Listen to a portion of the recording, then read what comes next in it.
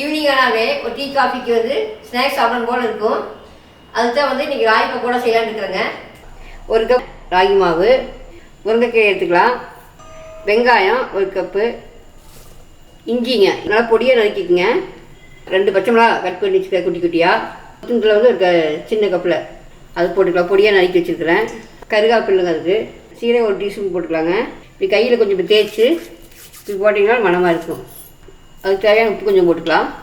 கையில் ஒரு பரட்டி விடுங்க. அரிசி மாவு 1 ஸ்பூன் போட்டுக்கலாங்க. அது கொஞ்சம் மொறுமொறுப்பு கொடுக்கும்.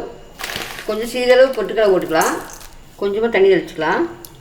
கொஞ்சம் கொஞ்சமாக தெளித்து பரட்டுங்க, இல்லைன்னா தண்ணி கொஞ்சம் அதிகமாகிடும். முருங்கைக்கீரை நல்லா உடம்புக்கு அயன் சத்துங்க.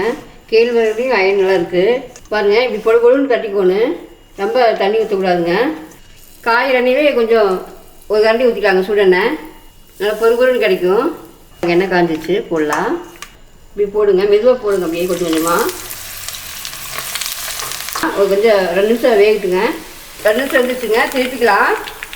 திருப்பி போட்டு 2 நிமிஷம் இருக்குதுங்க. பாருங்கள் கொதி இறங்கிடுச்சு, நம்ம எடுத்துடலாம். இப்படி தட்டினாவே சலசலன்னு கேட்கணுங்க, அப்போ வந்துச்சுன்னு அர்த்தம். எடுத்துக்கலாம். நல்லா டேஸ்டியான ராகி பக்கோடா ரெடி ஆகிடுச்சுங்க. நீங்கள் இதே மாதிரி குழந்தைங்களாம் செஞ்சு கொடுத்து சாப்பிட்டு பாருங்கள், எப்படி இருக்குன்னு சொல்லுங்கள் கமெண்ட்டில்.